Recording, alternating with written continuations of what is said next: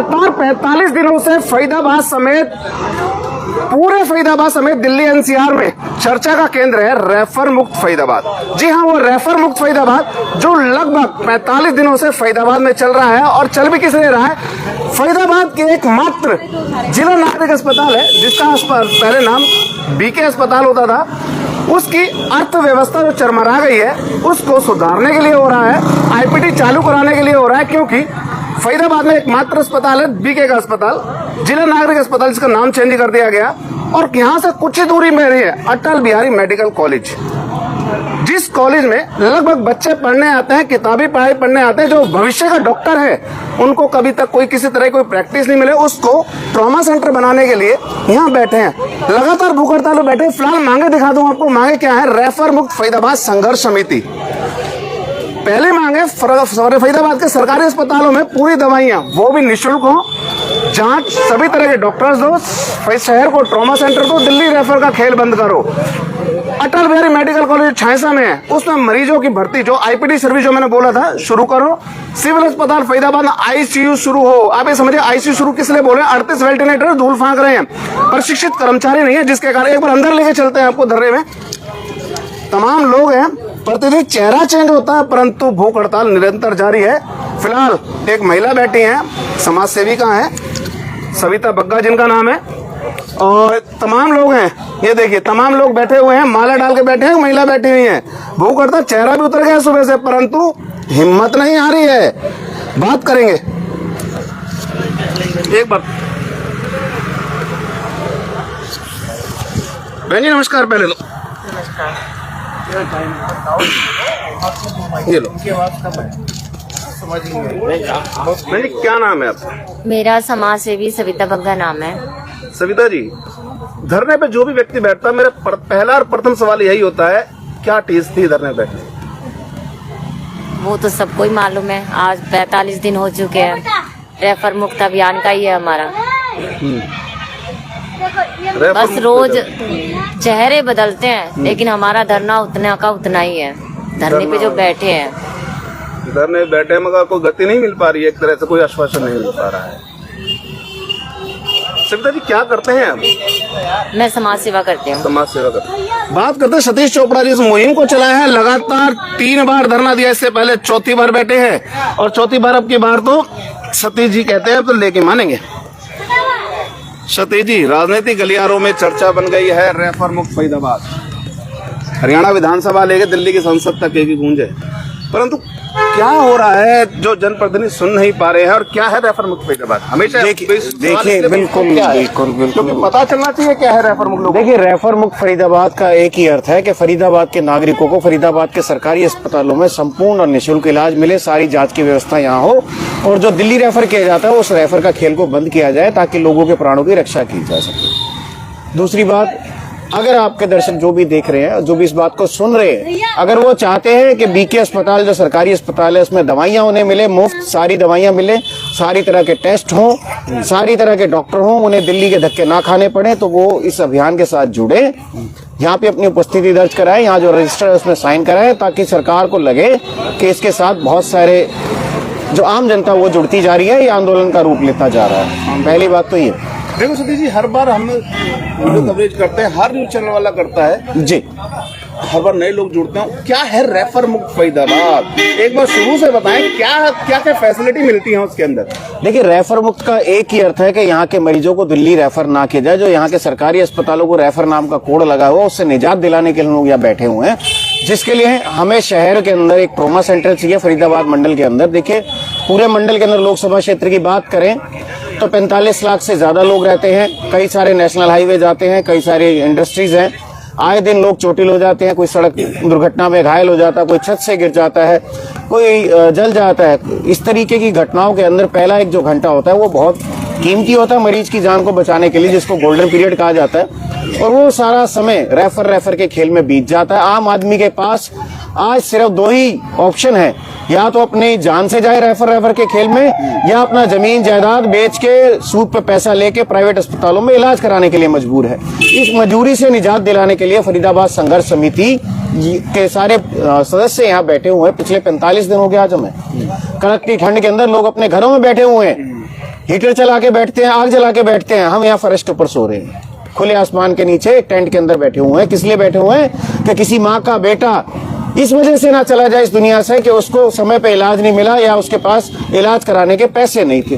किसी बहन का सुहाग ना उजड़े, कोई बच्चे अनाथ ना हो, ताकि सबको स्वास्थ्य सुविधाएं मिले। यहाँ पे सबको जो डॉक्टर चाहिए, देखिए हमारे यहाँ गैस्ट्रो का डॉक्टर नहीं है, नेफ्रो का नहीं है, स्पाइन का नहीं है, यूरोलॉजिस्ट नहीं है, न्यूरोसर्जन नहीं है, कैंसर के लिए कोई इलाज की सुविधा नहीं हमारे यहाँ पे। पूरे फरीदाबाद मंडल में एक भी टीबी यूनिट ऐसी नहीं बनाई इन्होंने जिसके अंदर 24 घंटे डॉक्टर हो, जबकि 8500 पेशेंट तो सिर्फ फरीदाबाद में रजिस्टर्ड है टीबी के।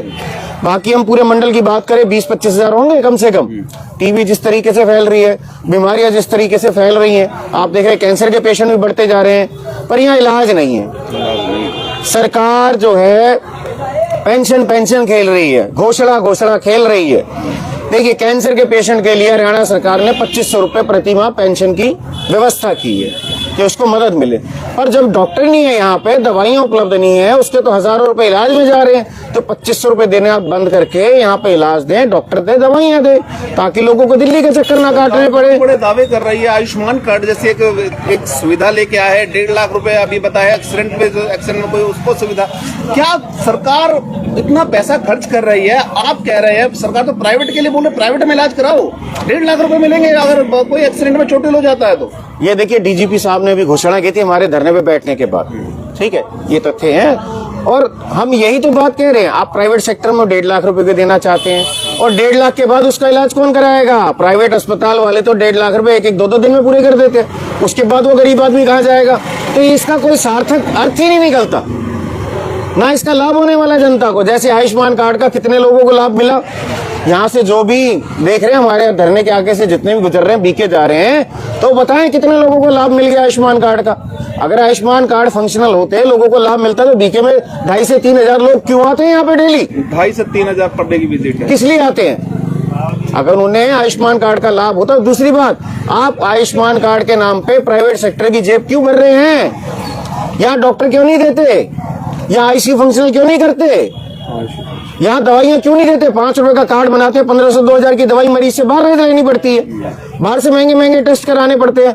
आम आदमी जो 5 रुपए का कार्ड बनाने के लिए यहाँ आया, अगर वो सक्षम होता तो यहाँ क्यों आता? वो सक्षम लोग नहीं है। सत्यजीत, यहाँ धरना दिया आपने, 3 बार क्या आश्वासन मिला? चौथी बार तो अब सरकार आपकी बात सुनने को तैयार है। देखिए बात सुनने को तैयार है, पर जमीन पे काम तो नहीं कर रही ना। अभी सुनने से क्या होता है? बात सुनी, इसमें से जारी सुनी। अखबार में आप एक मांग थी कि जनक दवाई मिलनी चाहिए, उन्होंने कल के अखबार में प्रिंट कर दी। देखिए मैं वही बता रहा हूँ आपको, सुन लीजिए। जेनरिक दवाइयों के बारे में हमने पहले इसलिए बोला था कि 2 बजे के बाद आपकी फार्मेसी बंद हो जाती है और दवाइयां उपलब्ध नहीं रहती। तो सरकार की जिम्मेवारी पहली बात है यहाँ दवाइयां उपलब्ध रखे, ठीक है। जेनरिक औषधि केंद्र खोल रहे हैं, ठीक है, पर उसके बाद हम इस पे जरूर नजर रखेंगे सरकारी अस्पताल में दवाइयों का अभाव ना रहे। ऐसा तो नहीं आप दवाइयां सप्लाई कम कर दीजिए, वहां से खरीदो। क्यों खरीदेगी जनता भाई, है ना? और दूसरा अब ये कह रहे हैं छायसा में आईपीडी सर्विस शुरू कर देंगे। छायसा में अटल बिहारी वाजपेयी मेडिकल कॉलेज सरकारी है, जिसको 2020 में टेक ओवर किया, आज 2025 आने वाला है। 3.25 करोड़ रुपए सैलरी हर महीने जाती है, बाकी के खर्चे अलग हैं, ठीक है। 460 बेड का अस्पताल है, 360 बेड पे ऑक्सीजन है, 58 वेंटिलेटर है, ओटी है, सब कुछ है। नहीं है तो क्या वहाँ पे उस अस्पताल को सही से चलाने की मंशा नहीं है सरकार की। पिछले साल भी इन्होंने ये घोषणा की थी, जनवरी में हम आईपीडी सर्विस यानी इंडोर सर्विस यानी मरीजों को वहाँ एडमिट करके इलाज की व्यवस्था करेंगे। अब फिर इन्होंने घोषणा की थी इस जनवरी में कर देंगे, 2025 में फंक्शनल हो जाएगा, लोगों को दिल्ली नहीं जाना पड़ेगा, सारी सुविधाएं वहां मिलेंगी। परंतु वो 85 डॉक्टर के पद हैं और 35 ही भरे हुए हैं। आप ये समझिए फरीदाबाद से लगभग 20 से 22 किलोमीटर दूर अटल बिहारी मेडिकल कॉलेज है। जितना फायदा फरीदाबाद के लोगों को होगा, उससे कहीं ज्यादा फायदा जेवर के लोगों को, पलवल के लोगों को होगा। बिल्कुल, पलवल, होडल, जेवर, बल्लभगढ़, ये पूरी जनसंख्या को लाभ होगा। देखिए जहाँ फैसिलिटी होती है पेशेंट अपने आप जाएगा। हम ये नहीं कहें कि बीके या इधर जो पेशेंट आ रहा है उसको लाभ नहीं होगा, उसको दिल्ली जाने की जरूरत नहीं पड़ेगी। हमारी मांग तो यही है कि हरियाणा का ये जो हमारा फरीदाबाद मंडल हरियाणा में आता है, यहाँ के नागरिकों को यहीं पे इलाज की सारी सुविधा दी जाए, मुफ्त सुविधा दी जाए, जो हमारा अधिकार है। देखिए टैक्स रेवेन्यू जनरेट करने पे हम दूसरे नंबर पे आते हैं। पॉपुलेशन में पहले नंबर पे आते हैं। आज सरकार सुई से लेके कफन तक टैक्स लेती है। कफन के बाद भी जो अगरबत्ती जलती है ना, उसमें भी जीएसटी लगता है। तो हमारा पैसा सही जगह लगे, यही कहना चाहते हैं आप? देखिए, हम यही कहना चाहते हैं कि हमारा जो पैसा टैक्स का पैसा है, आप वो सही जगह खर्च करें। ये सूरज कुंड का मेला अभी लगेगा, देखिए जी, जी। सैकड़ों करोड़ रुपए उस पर खर्च किया जाएगा। तो यहाँ लोगों को डॉक्टर क्यों नहीं दे सकते? आम आदमी को दवाइयाँ क्यों नहीं दे सकते आप उस पैसे से? हम ये नहीं कह रहे कि आप चौक चौराहे का सौंदर्यीकरण ना करें। 5-5 करोड़ रुपए आप एक चौक को चमकाने के लिए, मूर्तियां लगाने के लिए कर रहे हैं, और ये जिंदा मूर्तियां जो मर रही है वो आपको दिख नहीं रही। यहाँ लोग रोज इलाज के भाव में मर रहे हैं, वो आपको नहीं दिख रहा। लोग अपना इलाज कराने के लिए बाहर से सूद से पैसा ला रहे हैं, कोई घर बेच रहा है, कोई जेवर बेच रहा है, मोटे मोटे सूद पे पैसा ले रहे हैं, वो आपको नजर नहीं आ रहा। लाशों का अंबार आपको नजर नहीं आता। रोज यहाँ लोग दम तोड़ रहे हैं इलाज के अभाव के अंदर। ये कैसी सरकार है और कैसी इनकी मंशा है? देश के प्रति क्या सोचते हैं लोग? प्राइवेट सेक्टर के पीछे लगे हुए हैं। प्रधानमंत्री आते हैं, वो प्राइवेट अस्पताल का उद्घाटन करते हैं। सीएम साहब आते हैं, वो उद्घाटन करते हैं। यहाँ के विधायकों को देखो, हर चौथे 5वें दिन एक प्राइवेट अस्पताल का रिबन काट रहे होते हैं। क्या ये सब प्राइवेट अस्पताल सरकार की उपलब्धि है? जो भी इस बात को सुन रहा है तो बताए ना, क्या ये सरकार की उपलब्धि में गिना जाना चाहिए कि अम्मा अस्पताल खुल रहा है? सबसे महंगा अस्पताल है फरीदाबाद का। के लिए तो वरदान साबित हो रहा था किसी समय पे, जब तो वरदान साहब उन्हीं के लिए तो सक्षम लोग हैं, जो बड़ी बड़ी गाड़ियों में घूमते हैं, जो लाखों रुपए के बिल भर सकते हैं, उनके लिए वरदान होगा। आम आदमी के लिए कोई फैसिलिटी नहीं है। आम आदमी तो सरकारी अस्पतालों पे निर्भर है, जिसको इलाज के नाम पे ठगा जा रहा है। ठगा जा रहा है, बिल्कुल ठगा जा रहा है। बार बार सरकार घोषणा करती है, वोटों के नाम पे ठगा जाता है। देखिए, यहाँ के किसी मंत्री विधायक से पूछिए तो वो कहता है जी यहाँ कोई कमी नहीं है। जब हम बोलते हैं गैस्ट्रो का कहाँ है, नेफ्रो का कहाँ है, यूरोलॉजिस्ट कहाँ है, वेनोलॉजिस्ट कहाँ है, स्पाइन वाले कहाँ है, कीमो क्यों नहीं होती यहाँ पे, कैंसर के पेशेंटों का इलाज क्यों नहीं होता? तो ये हरा हरा दिखाना बंद करें, जमीन की सच्चाई देखें, और यहाँ पे जो डॉक्टरी कमी है उसको जल्द से जल्द भरें। छायसा मेडिकल कॉलेज में जो डॉक्टरी कमी है, अभाव है, 85 डॉक्टर के पद है, सुपर स्पेशलिस्ट और स्पेशलिस्ट डॉक्टर है ही नहीं। उनको पदों को भरो, उसको फंक्शनल करो, आईसीयू चालू कराओ। बीके के अंदर 38 वेंटिलेटर आए थे कोविड के बाद, 18 बेड का आईसीयू बना, आज तक उसका ताला नहीं खोला। 2 साल से ताला बंद है उसका। फंक्शन में प्रशिक्षित कर्मचारी नहीं है, वो तो मान देखिए, कह रहे हैं कि चालू कर देंगे। सुनिए, पिछले 1 साल से यही घोषणा खेल रहे हैं।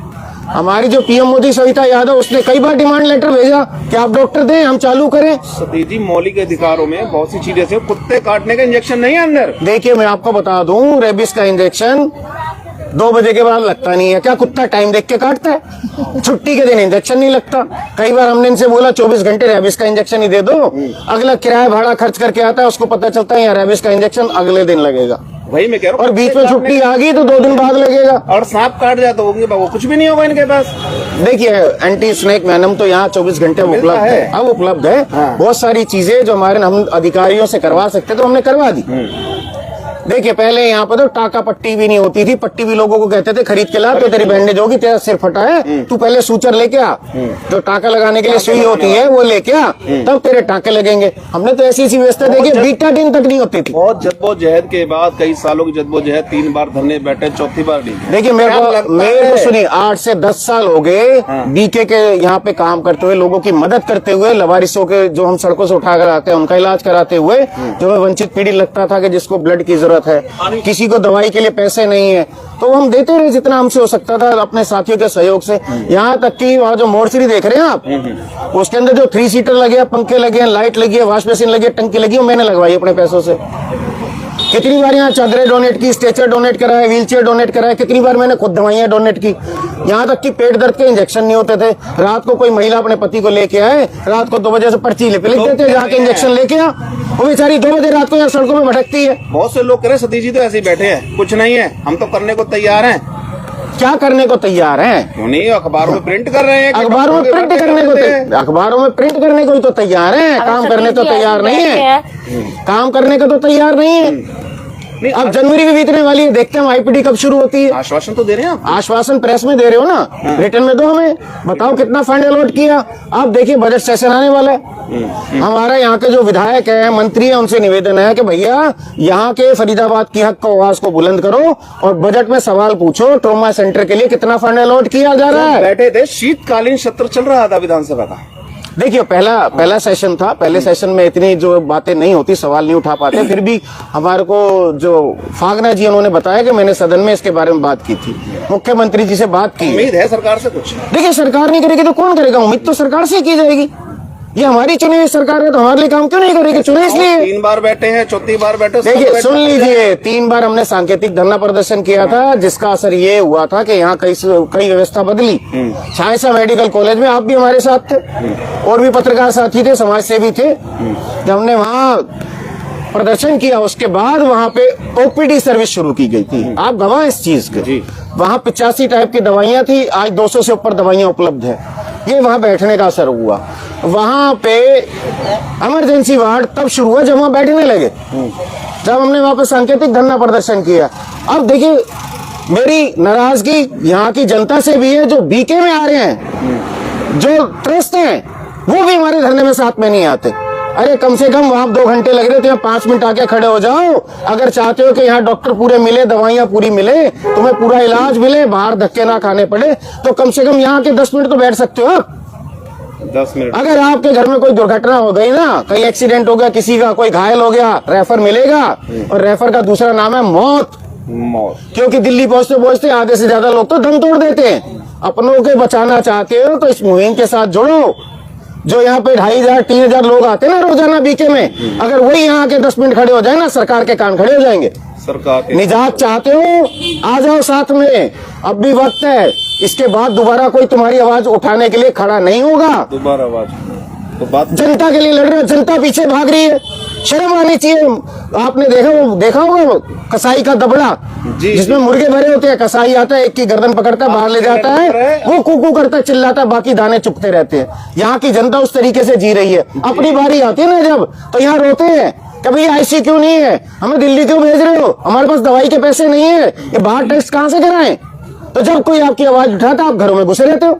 तो भैया यहाँ आओ, साथ में आओ, यहाँ बैठो 10 मिनट, जनता साथ में आइए, यहाँ रजिस्टर है उस पर साइन करिए, दिखाइए सरकार को कि हम चाहते हैं रेफर मुक्त फरीदाबाद हो, हमारे शहर को ट्रोमा सेंटर मिले। ट्रोमा सेंटर के बारे में भी बता दूं, ट्रोमा सेंटर एक ऐसी यूनिट होती है जिसमें सुपर स्पेशलिस्ट और स्पेशलिस्ट डॉक्टर होते हैं। 24 घंटे OT चलती है। एक ही छत के नीचे ब्लड टेस्ट से लेके ब्लड बैंक होता है, CT MRI अल्ट्रासाउंड एक्सरे सब एक छत के नीचे होते हैं, जिससे मरीज का टाइम बचता है। वही टाइम उसको जान बचाने के लिए पर्याप्त होता है। जो पहला घंटा होता है उसके अंदर उसको समुचित इलाज मिल जाए ना, तो कटा हुआ हाथ भी जोड़ने के 70% चांस होते हैं। आपका अंग भंग होने से बचा सकता है ट्रोमा सेंटर। ट्रोमा सेंटर वो संजीवनी है जो यहाँ के 45 लाख लोगों की जान बचाएगा। अरे 45 लाख लोग सोए हुए घरों में, यहाँ 45 दिन हो गए सड़क पे सो रहे हैं, खुले आसमान के नीचे सो रहे हैं, ठंड के अंदर सो रहे हैं, आप घरों में हाथ सेक रहे हो। शर्म नहीं आती आप लोगों को? वीडियो को ज्यादा से ज्यादा शेयर करें, चर्चा करें, चौक चौराहों पे चर्चा करें आपस में कि हमें शहर में ट्रोमा सेंटर चाहिए। अपने नेताओं से बोलें, यहाँ के जनप्रतिनिधियों से बोलें, यहाँ के मंत्रियों से बोलें कि हमें ट्रोमा सेंटर चाहिए, हमें सरकारी अस्पतालों में डॉक्टर दो, हमें दवाइयां दो, सारे इलाज हमें मुफ्त चाहिए, हमारा अधिकार है, ये जनता का अधिकार है। जनता जो आज घूम रही है ना प्राइवेट अस्पतालों में, लूट का शिकार हो रही है, इसी वजह से हो रही है, अपने अधिकार के लिए लड़ना नहीं जानती। तो सबसे निवेदन है यहाँ के समय दें, अपने आस पड़ोस वालों को बोले कि कुछ पागल लोग आपके लिए लड़ रहे हैं सालों से, आके बैठे यहाँ पे, अपना जो है यहाँ पे रजिस्टर में नाम लिखाए, उपस्थिति दर्ज कराए। सोशल मीडिया चलाते हो तो इन वीडियोस को शेयर करें, उस पर लिखें अपनी फोटो के साथ कि मेरे अभियान के साथ हूँ, और यहाँ उपस्थिति भी दर्ज कराए।